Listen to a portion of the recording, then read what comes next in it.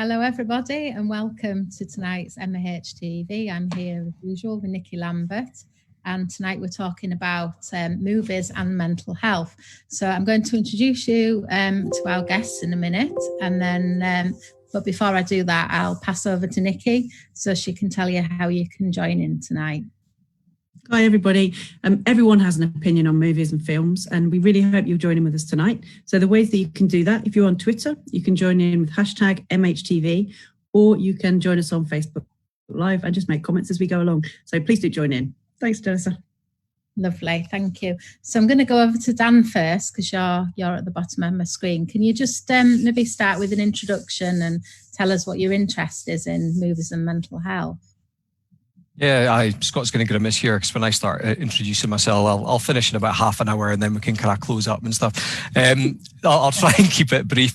I'm a lecturer in mental health nursing at Robert Gordon University, and I still do a bit of mentalisation-based therapy for NHS Grampian. I didn't want to lose that sort of connection with practice when I went to university. I guess interest in films. I've loved film for years and years. But certainly when I started at Robert Gordon University and kind of became sort of friends and colleagues with Scott, we quickly realised that we were sort of like talking about films all the time, talking about mental health all the time. And through that, we kind of developed Mental Health Movie Monthly, where we would kind of show films to the public and then create sort of discussions on mental health. So I suppose that's what's kind of brought me to this discussion tonight. Yeah, that's brilliant. Well, I'll let Scott introduce himself, but then it'd be great if you could tell us a little bit more about your movies and mental health community for people who aren't aware of it and might like to get a bit more involved. So, Scott, should we start with you introducing yourself? Sure, yeah. I'm used to going after Dan in the introduction stuff, and usually I just say same, just the same. Like, I'm a lecturer, the same place. Like we co-founded the same thing. We do the same thing with it. We don't live together, so no. No judgment here. Exactly. Dan does MBT, and I'm a CBT therapist. But yeah, other than that, pretty much the same. Yeah, that's great. Sounds like you're on the same wavelength anyway. So yeah. Shall we? So like I say, it'd be great if you could just tell us a little bit more first of all about the movies and mental health community, what it is, how people can get involved, that kind of thing. Sure. Will I start and then you can fill in the gaps, man? Aye, it's fine, man. Okay. So yeah, like Dan said, I think it was back in May 2016 that we ran our first event. Is that right, Dan? Right? Yep. So we talked about film and mental health for a while, and in the run up to it was Mental Health Awareness Week, maybe we decided that actually we thought we should probably do something to mark that. And we had talked about this thing for a while. Maybe we could use this thing that people talk about, people openly have opinions about and are happy to talk about all the time in film. We could use that as a platform for talking about stuff that people don't talk about all the time, that's often still taboo, that people shy away from talking about. So a really simple idea, just to use this to film to platform these discussions. And we thought that what we could do is just show a film. So we arranged a license and stuff for the uni. We arranged a space. We invited people to come along. We sort of emceed and we showed a film. We showed Take Shelter, Michael Shannon film. And quite a lot of people came, a whole bunch of different people, some students, some service users, some lecturers, some members of the general public, some and people from all different backgrounds and stuff as well. We specifically held it in a part of the uni that was accessible. It was kind of in a building that was open late. It was in the building that housed the library. It was on the way out of the building and in the building, so that hopefully people would just stop by and just say, oh, there's a film, maybe I'll stay and watch that. And we had a conversation, and we took it from there. We then ran monthly, showed a whole bunch of films, but it really grew. So that was our main purpose to start with, was to get people talking. But then actually we quickly found that it served lots of other purposes as well. There was it served a sort of community purpose. People talked sort of around the water cooler. We provided. We were just really cheeky and asked lots of favours, lots of questions. Could we get free tea and coffee? Could we get free food? Stuff like that. So we got a little bit of support in terms of subsidised tea and coffee from the providers in the uni. We got free food, and people started coming along. And we always said it didn't really matter why people came along. If they come along because they're hungry and there's some free food, that's great. They came along because they were interested in the film, that's great.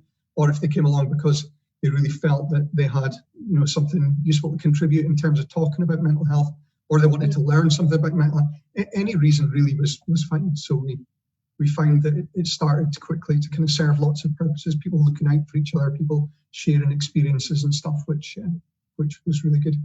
I'll shut up now because I feel like I've talked. I was about to say, I just go home. Well, I was way to go home. I fucking am at home, but sorry, I'm aware we're live on Facebook as well.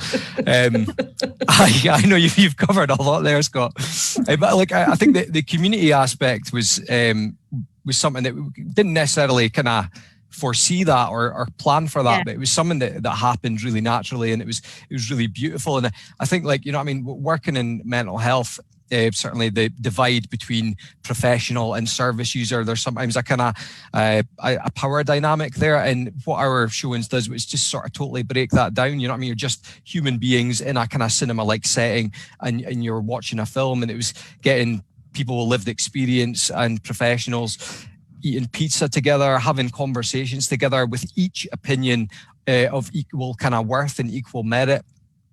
And that, I think that in itself is so powerful for challenging stigma. I think some of the difficulties around stigma is that maybe professionals only see people with mental health issues when they're at their worst, when they're really struggling, and they don't see them necessarily just in a more normal kind of context, and connect as human beings. So that was excellent. And I was thinking on top of the stuff we obviously did within our university, we kind of hosted stuff at our local kind of independent cinema. So I had really quite large events to mark kind of Mental Health Awareness Week, and years following that, they were actually part of the Scottish Mental Health Arts Festival.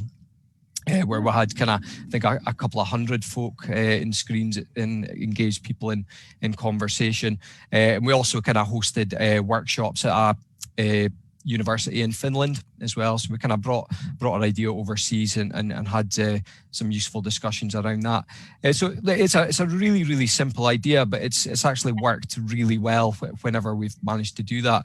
And obviously we're having a bit of a rethink at the moment because of kind of COVID-19 and what that's done to the face-to-face element of what we did. Mm-hmm.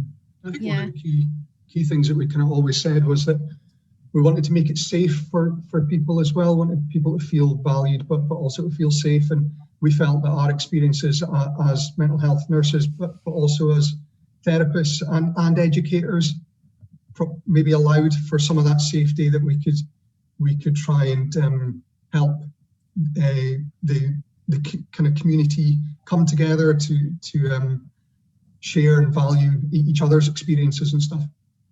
Yeah, it sounds like, absolutely a leveler, bringing, because everyone loves a film, don't they? Everyone loves, this whole storytelling approach that comes through a film. So I can totally appreciate, like you say, how that would work really well and bring a community together. Like you say, everyone's meeting for the same purpose, not because of someone's mental health. And, everyone can connect kind of over a film. And for me, films and books are all about empathy and connection, aren't they? Which, of course, is massively relevant to mental health, which sort of leads me to the question of arts and mental health generally. Why do you think that perhaps, I have my own views because this is something I feel strongly about as well, but why do you two think that the arts are really important in mental health? Yeah, I think people are encouraged to have opinions and to share opinions about art, and people feel safe to have subjective opinion, that you don't have to be an expert to have an opinion on art, on film, on books, on paintings, on whatever it is. And so I think that's a really excellent way to then engage people. And we use it in our teaching a lot. I know that Dan and I have been running a module over the past few weeks, along with our colleague Claire, and we've used a lot of songs and film clips and stuff and we've used those sort of things for years, and we've used full films as well sometimes, and bits from excerpts from books and stuff as well to engage people. It's quite a safe way to start talking about and understanding concepts and theories and stuff. Yeah, definitely. And I think there's so many opportunities within nurse education, isn't there, really? I think where we could be using this just in terms of helping people to have a more sort of empathic understanding, really. I mean, what interests me as well is why films? Why not books and films? Is there any reason why you focused on films, or indeed will you be looking at books as well? I think films were certainly felt to be really, really quite accessible. And I guess it's something that, because we're doing the face-to-face showings, it's something that everyone can share in an experience simultaneously. And there was definitely something about that. I mean, I know that I think absolutely books. I think that you could take this concept and do it in any way. I mean, there's no reason you couldn't have a kind of mental health book club and kind of immerse people in that experience, and then come together and discuss it. I guess people would be reading at a different pace and stuff like that. But there's something about the power of film, and particularly in a cinema experience with the lights off and the tiered seating, where you're really just kind of drawn into it. And it's just what you were saying, Vanessa, about that encouragement of kind of empathy and kind of mentalizing, really sort of getting into another person's experience, and allows you to connect with kind of mental health experiences, sometimes in that once removed way. I mean, sometimes people will come to our showings and they do sometimes end up talking about their own experiences, but there's not a pressure to do that, because you can still be talking about the character within the film and exploring it through that lens.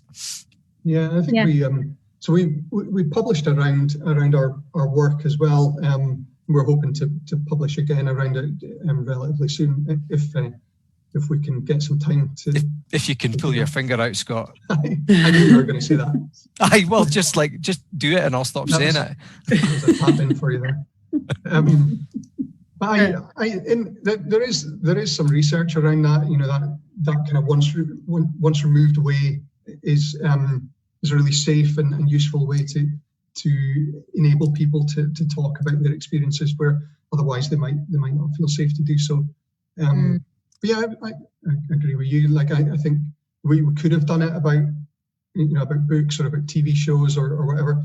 But I think I've met quite a few people who've said, I'm not really a reader. I'm not really into books and stuff. I very rarely. I was going to say never, but my mate Ricky, I'm sure he won't be watching tonight, but he told me recently, I don't do films, and he's the only person I've ever met in my life who said that he doesn't watch films. Yeah, I don't know anyone who doesn't watch films, really. Yeah. I once had a girlfriend who said that she didn't like music. Really? I'd never heard that from anybody else either. Did he say why he doesn't like films? Quite interested to know why.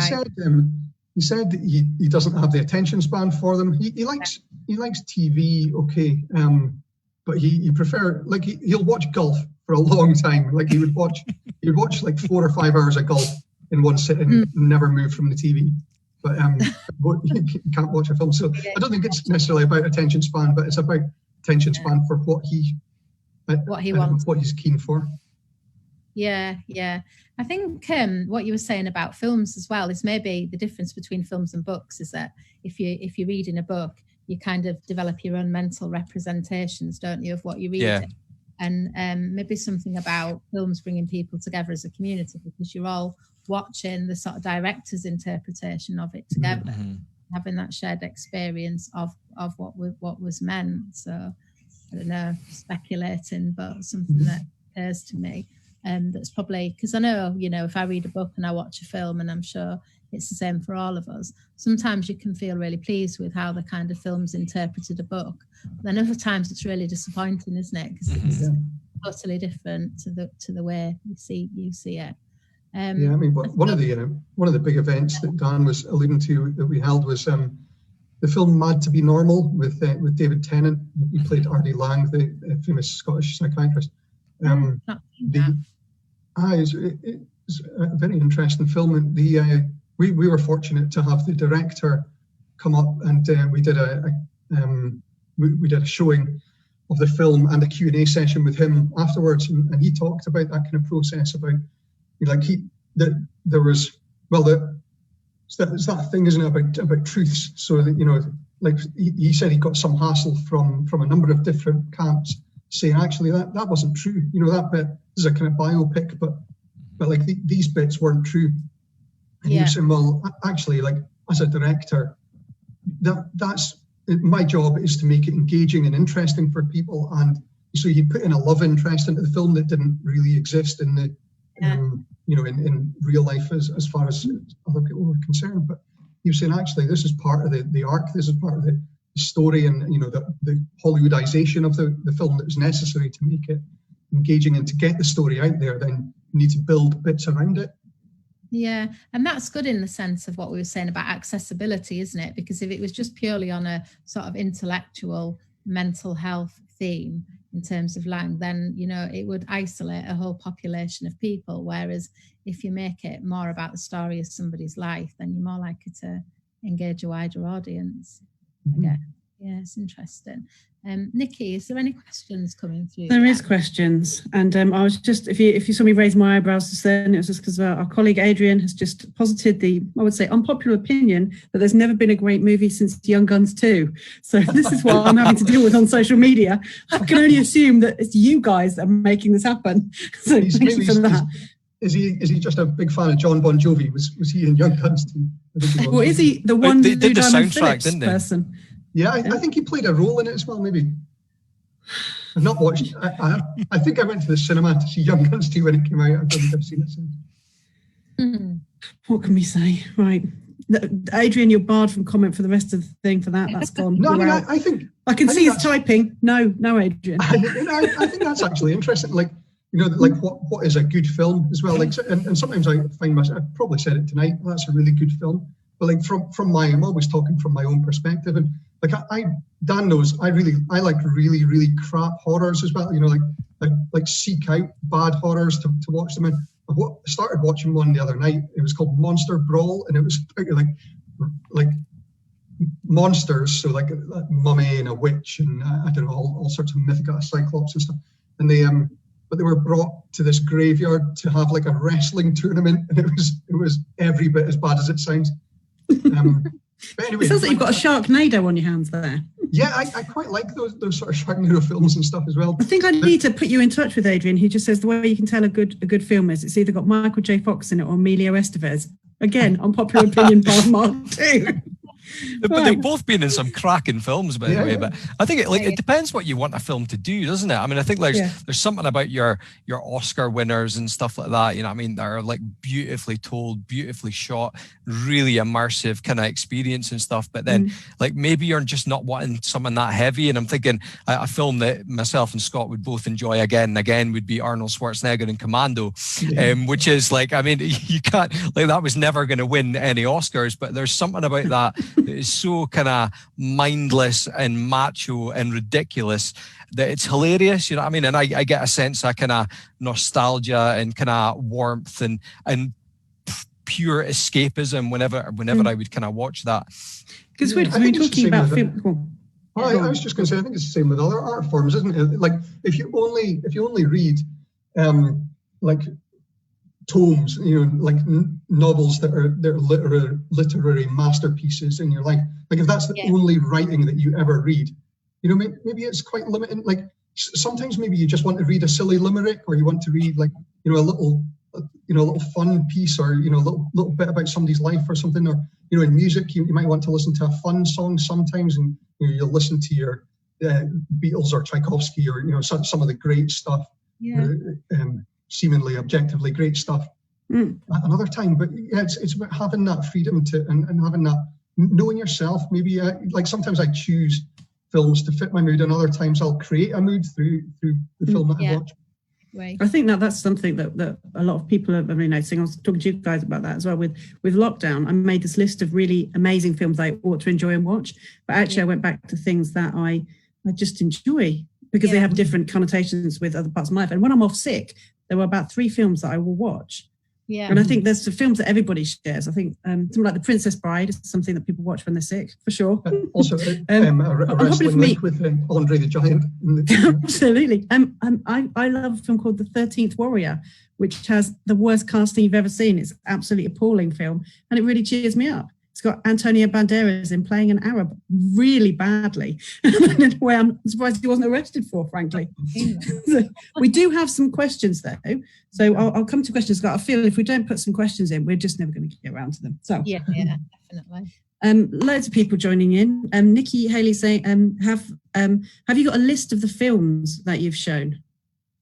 Yeah, I'm looking at you, Dan. You've definitely got a list of them somewhere. I do have a list somewhere. I certainly don't have it to hand. We could definitely talk about a few that's kind of stick in our mind. But yeah, I mean, absolutely. I'm certainly happy for folk to get in touch, like through our Twitter or Facebooks and stuff, we've request put that detail out, so don't worry, that will come back. Yeah, we've shown. I mean, for 4 or 5 years worth of films every month, so there's quite a few in there. And I guess I think to bear in mind with the films we've shown is we don't show things that are very specific about mental illness as it's understood.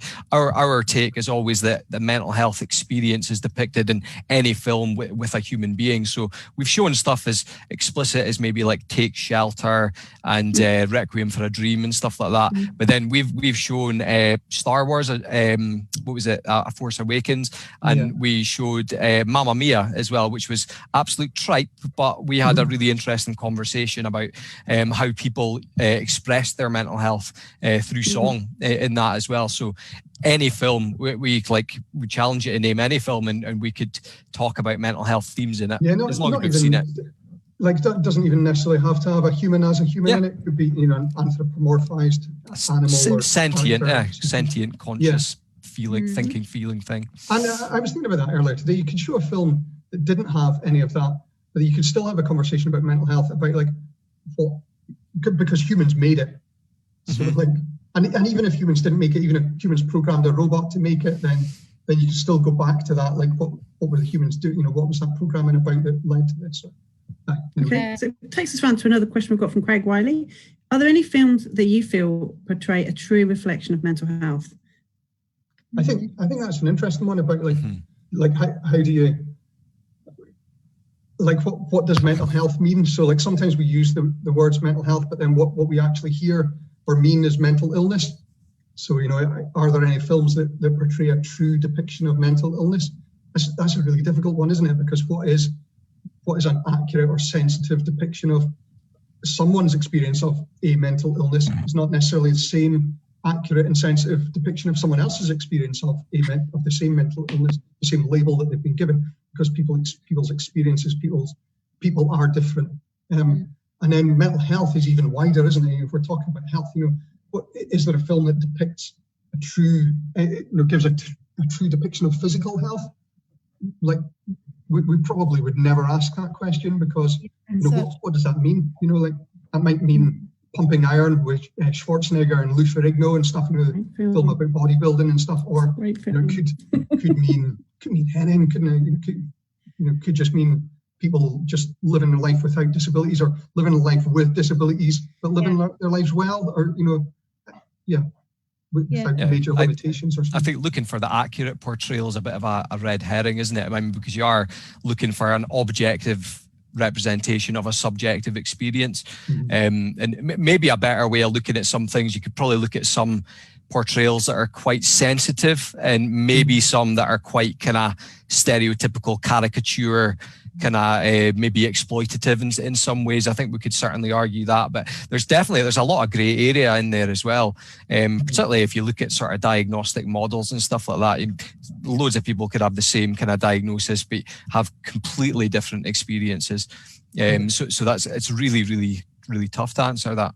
What was that French film that we showed about the lady who was who developed Alzheimer's and it was her husband's Amour, yeah. Like that was a really sensitive, beautiful depiction not just the lady's experience of developing Alzheimer's, but her husband's experience of kind of living with his wife developing Alzheimer's.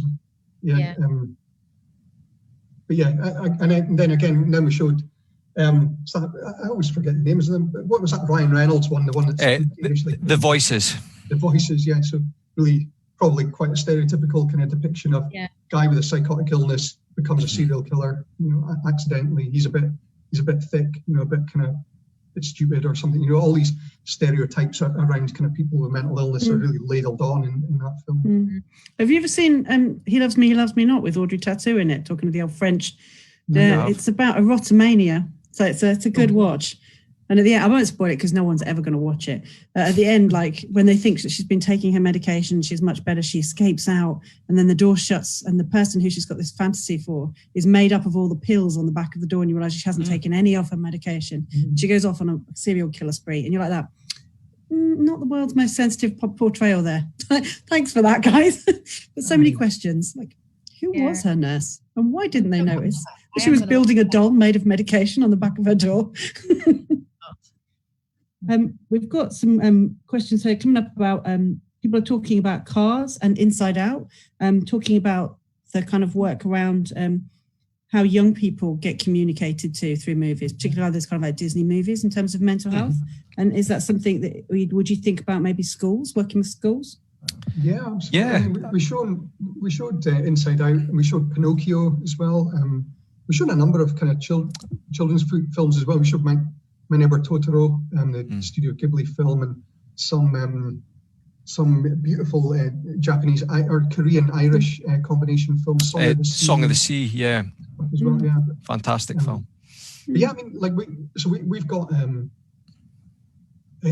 friends, I guess, in the States who run an organization called Art with Impact, and they specifically work with kind of schools and businesses, and they go in and work around kind of reducing stigma around mental illness. But they have like a film competition, so people make films every month, and there's a cash prize for that, and then they use those films to help reduce stigma. But so we use Hollywood films, if you are not necessarily Hollywood, but we use movies rather than films that people make themselves at home. Yeah, we always tried to kind of choose a variety of genres to make it accessible to everyone at some point. I mean, not everyone likes horrors, not everyone is of a kind of certain age and stuff like that. So we deliberately showed kind of kids films so folk can take their kids along, and Scott and I to take our kids along to them as well. And then, we'll have kind of horror films, and so there's essentially something for everyone. But I guess to answer that question, would we go into schools? Like, there's actually a lot that we would love to do with this, but it's a hobby. Yeah. It's a kind of pet project that we sort of do on top of full-time jobs. So like we're really passionate about it, and we love it, but we're really limited to, I guess, being human beings with finite amount of time and finite amount of limbs as well.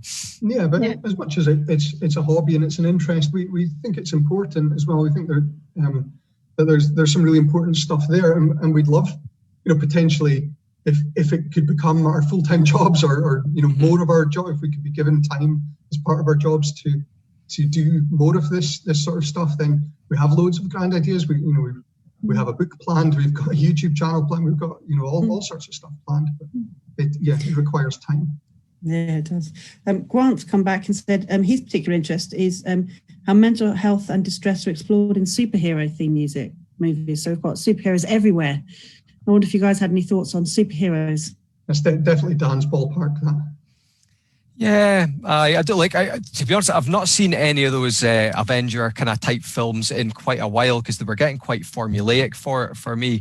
I think again, I would probably come back to the point that I think we could discuss mental health in any of these films.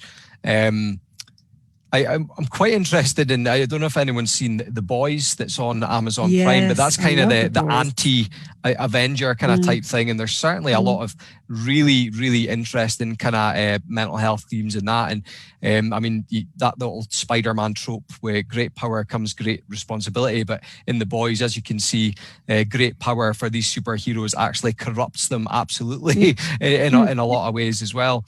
But yeah, I think absolutely you could look at as maybe something we should do at some point, Scott, because we've not really done a superhero film, but explore the mental health themes in that. And I think like if you look at a lot of these films, even the origin stories, they're people kind of coming to terms with their identity and adapting, you know what I mean, and changing and stuff like that. And I think you can look in the same way at any kind of mental health experience, you know what I mean, that might be really difficult for people.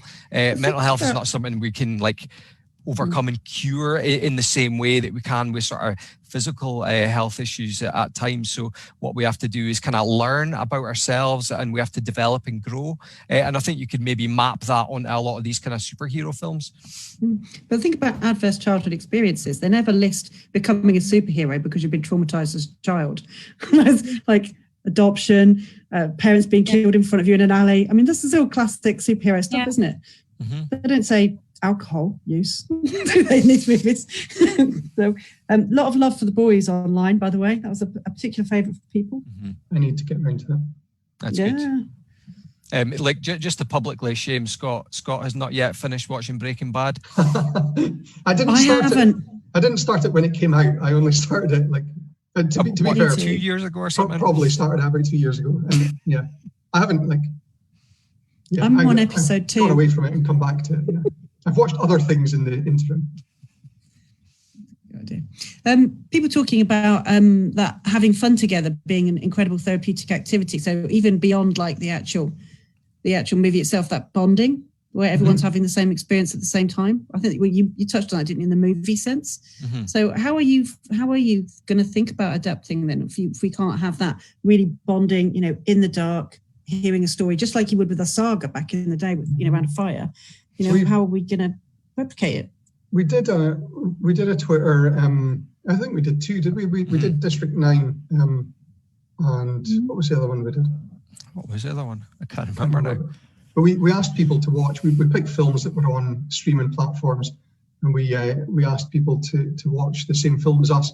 We rewatched it, and then we hosted a discussion online.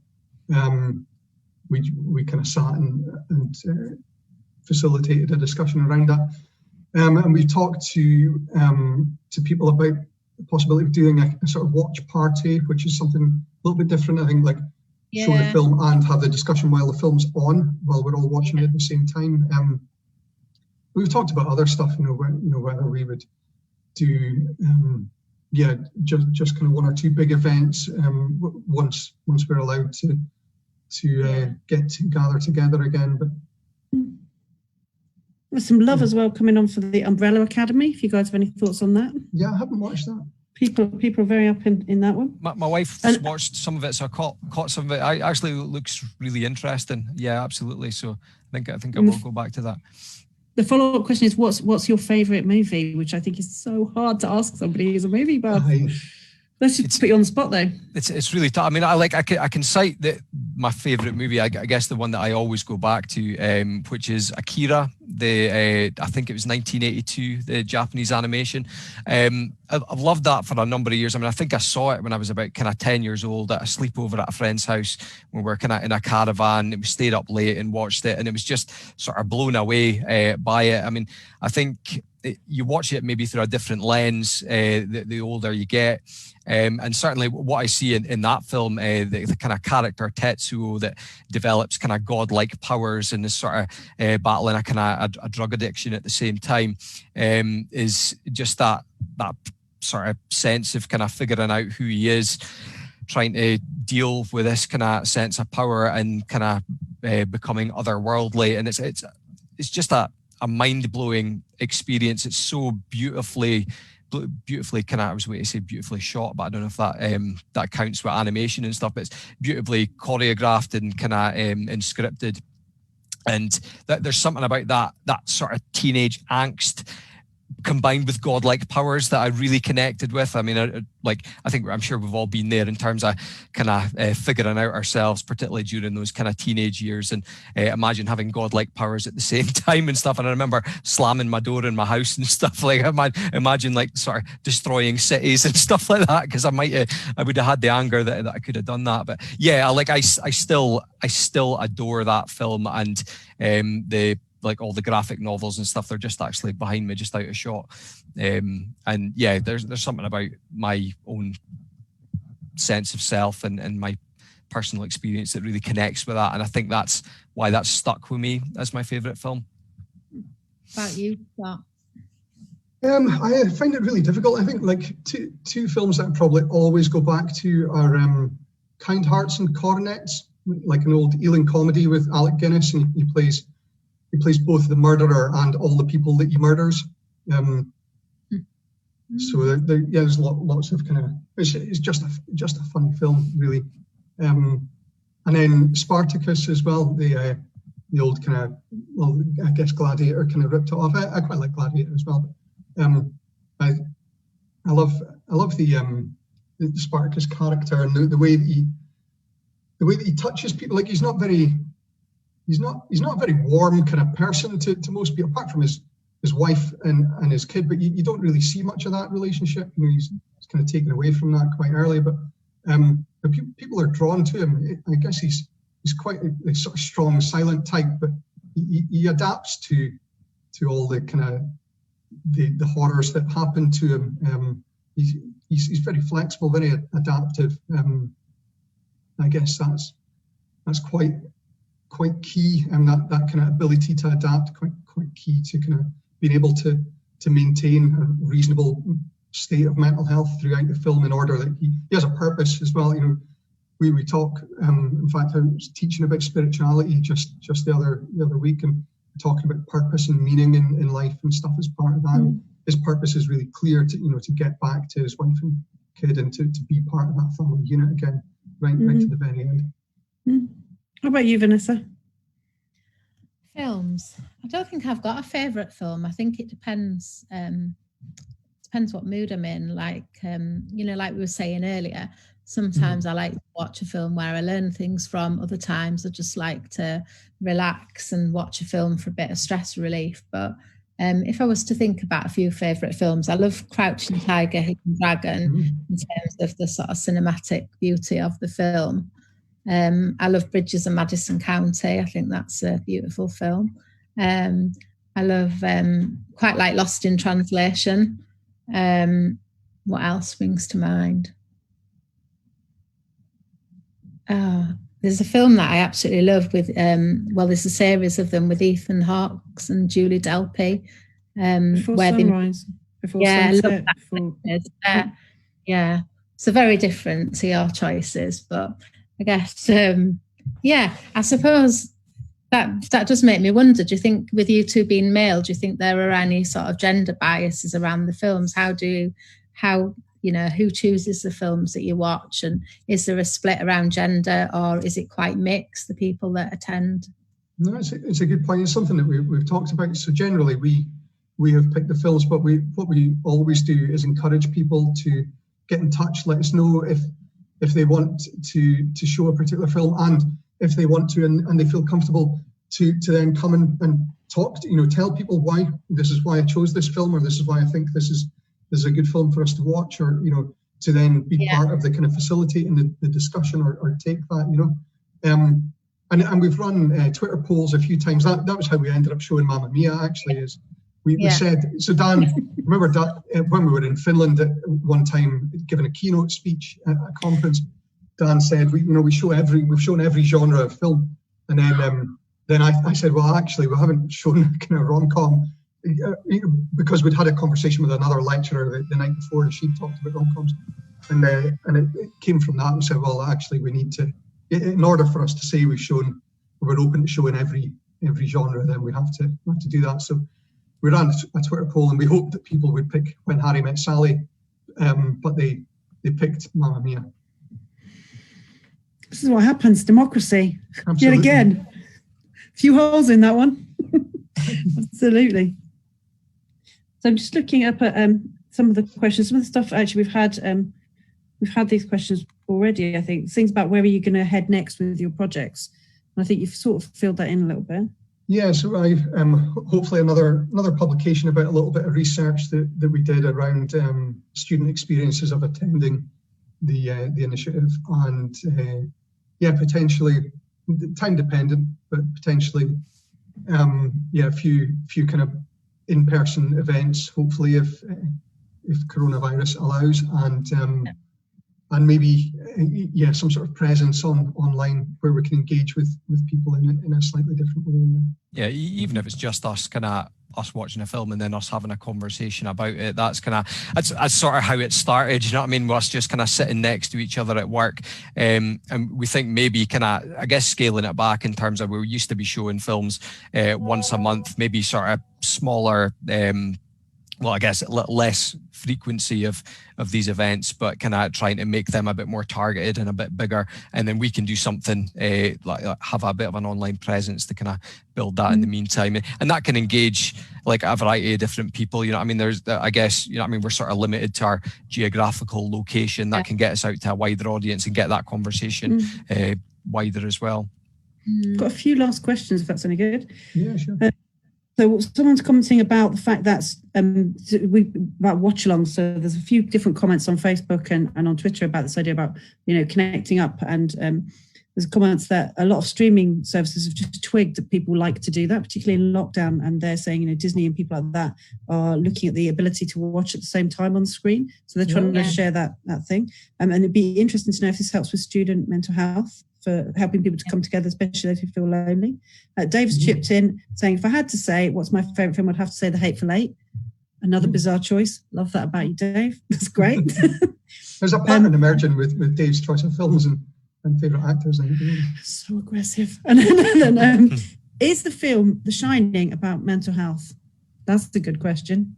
Yeah, I think it depends on who's watching it, doesn't it? Like, I think I guess some people would say, well, you know, you need to go to the director or the writer. So Stephen King wrote the book, didn't he? And then you could go to Stanley Kubrick and ask, you know, how did he make it? But actually, it depends on who's watching it and the lens that they watch it through, I think. So, you know, like I know that there are people who've come to our showings. So some of our lecturer colleagues and also my mum, and they've said, like, I just come to watch the film. I just came because I thought it was an interesting film, and then they've watched the film knowing that we're encouraging watching it through this lens, and they still haven't watched it through that lens, which is fine, and they've just said at the end, I just enjoyed watching the film, and that's great. So they've brought that lens to it, and you know, I've just come to watch and be entertained by a film, and then not kind of put anything else on it. But then I guess if you watch it and it speaks to you in some way, or if you know, whether that's through personal experience or through your profession or through your particular interest, then you would potentially say it is about mental health. I think there's definitely a lot of mental health experience in that film. I watched it really recently, actually, because I watched The Shining and then Dr. Sleep back to back, and it was a nice way of doing it. But I mean, if you look at the Shining, you know what I mean, there's so much trauma in that film, between Danny's kind of childhood trauma and stuff, that, you know what I mean, that spooky house and stuff like that, and then those two ghost girls and all that kind of stuff, and then his dad chasing with him an axe, and, you know what I mean, the mum's kind of trauma and stuff as well. And then, like, of course, what happens to Jack Nicholson in that film, you know what I mean, is it supernatural, or is it a kind of a psychosis or kind of delusion that he sort of develops? I think the thing is about mental health for us, like, we normally kind of just do that exercise in empathy and mentalizing and stuff, and ask what did folk think and what did they feel, and then try and explore the character's experience. And I think if you ask, instead of asking, is there any mental health in this film, like, instead ask, what was Jack Nicholson's experience in this film, what was his character's experience, then we'll quickly get into some really interesting conversations about what might have been going on for him. And I think that word "might" is the key thing, because it's so subjective. It's subjective in terms of his experience, but then it's subjective in terms of our interpretation of that as well. Mm-hmm. Yeah, it's interesting. We showed My Neighbor Totoro that I mentioned earlier, and the first question, or the first statement we got, well, Dan, it was when you were on holiday, I think, wasn't it? It was one of your, like, you love Studio Ghibli films as well, so I know you were gutted to miss that, but So I showed the film, and then the first statement afterwards was a person in the front row said, for me, there was nothing in that film that was about mental health. And, like, are you going to convince me otherwise, or something like that? So I was kind of rubbing my hands together, because I was like, I could talk all day about like what was going on in that film. There was these children, and their mum ends up in hospital, and they're separated from the mum, and there's the trauma of that, and they don't know if the mum's coming back or when she might come back, or all this sort of stuff. And the dad's stressed, he's trying to work full time, and he's not really being able to look after the kids, and he's feeling that pressure. And then the kids see this giant sort of rabbit thing, and is that real? Is that a real experience, or what's going on? There's absolutely tons in there, but so we all had a discussion. I didn't just say this is what I think. I just put it to the audience. We talked through kind of what other people saw and what people thought, and then the lady came up at the end and said, actually, I completely changed my mind. I think everything in that film was about mental health. Yeah, I think that maybe reflects our kind of sort of philosophies in terms of how we like to work with people as therapists and stuff in terms of mental health, and thinking about the experiences that people have went through, and not trying to kind of necessarily pathologize people, and not look at illnesses, look at human beings that have had experiences, and often the distress that they are experiencing is like makes sense in the context of their wider lives. So we've talked a lot about trauma. So do you design anything into these events in terms of considering that some of the sort of themes of some of the films might be quite triggering for people, or is that something that you would just kind of support, as and when those issues might emerge? Yeah, a little bit of both, I guess. I mean, like we both subscribe to the view that the world is triggering. So everything in the world is potentially triggering for some people. So there's probably only so much we can do. But we do advertise the film and the age rating from and we also give an IMDb link so that people can check out what the film's about, have a look at that if they want to. But there are people who come along and who say specifically, like, I haven't looked up the film, and so we always make sure that people also know that we are mental health nurses and therapists, and although we're not there as their mental health nurse or their therapist, we are there, and we are happy to support people if they feel like they need a little bit. And sometimes people have come and said, I'm having these problems, or my son or my daughter or my husband or my friend or whatever is having these issues, feeling a bit lost, and then we've helped to kind of guide them to where might be an appropriate support. Yeah, I think in the same way that we would with our students in class, we hang back at the end, and sometimes people come and approach us, and we're willing to have those conversations. And as well, when we're facilitating discussion, we're trying to attune to the audience, and that's the thing that's certainly lost with a lot of the online teaching, but we're trying to kind of figure out how people are, and certainly kind of check in with them as a group, and then individuals if we needed to. Something we never mentioned was when we do the in-person events, we generally have an old school intermission, just like Spartacus. So we have the intermission in the middle. We serve pizza or whatever the food is at the time, and then that provides an opportunity for speaking to people about how they are, as well as at the end of the film. And quite social as well, to encourage people to open up. I can see why that would work really well. Well, we are supposed to be finishing, but there's more questions coming in. One more question. Yeah, sure. Worst movie. Worst movie. Quick round of everybody. Worst movie. Come on, Vanessa, get ready for this one. Yeah. It is from Adrian, so you can say. I think the worst movie I ever saw was, I used to do befriending, and I took a wee boy to see a film that he wanted to see. It was an epic movie. So it was one of those, like those scary movies. It was a kind of... it was just so dire, it just trying so hard to be obviously funny, and it was just it was so bad. But not even good bad. Something could be so bad that it's amazing. It was just bad, just bad. Yeah. I can see that. Scott, what was that one that you like me? It's not the worst, but like.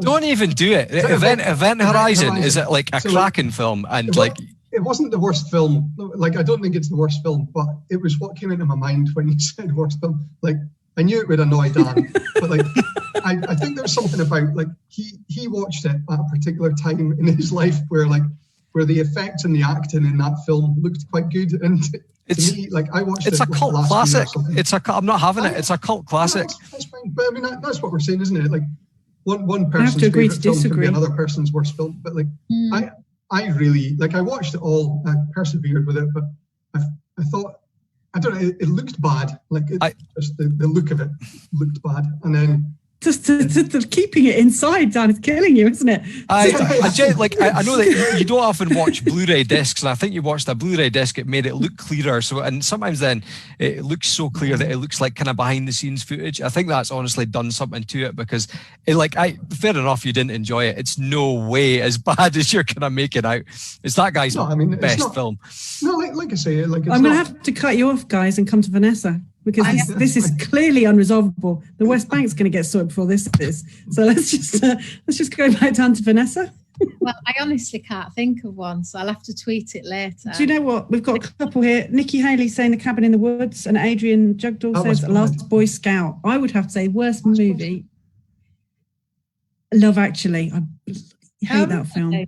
Oh, I loved it. I loathe it so much. I can't even tell you. Like, by the numbers BS, I hate it. And I love bringing up Baby. So you can imagine why I really hate Love Actually. It's like the counterpoint, you know. All right, so I'll hand back over to you. I think we're going to have to close down on the questions now. Thank you very much, everyone who's joined in, though. Yeah. thanks, guys. Yeah, I think, like Nicky says, we're running a little bit over. But I think that's because we've had such a great discussion. I've let it go. Passionate discussion. Yeah. We definitely missed an opportunity to say that Young Guns 2 was the worst film ever. I did wonder if anyone was going to go for it. So any, just before we finish, any final points from you both, things that we might have missed that you kind of wanted to cover before we say goodbye, really?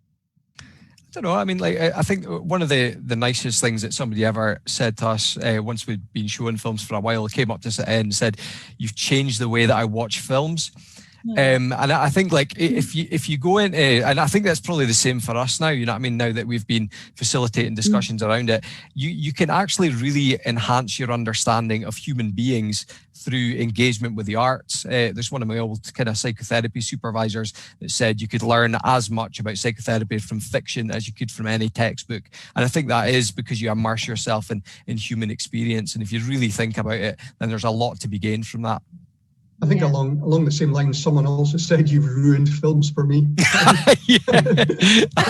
It's a game of two halves, isn't it? Yeah. Sometimes you maybe just want to switch off, and we can make that difficult. But yeah. Yeah. All right then. Well, I think we'll leave it there, and thank you both. It's been, like Nicky says, a really lively, interesting discussion. We'll keep an eye on Twitter as we do every week, and it'd be great if we could send a link to the research that you were talking about. I've already done that. I've done it. Brilliant. Oh, well, there we go. Of course. You're too far ahead of me, Nicky. Oh, yeah. So we'll leave it there then, and thank you. Absolutely. And see you guys next week for A Year in Our Lives 2020 with Centre for Mental Health. So thank you very much, guys. Thanks very much. Thanks, everyone. Bye-bye. Bye-bye.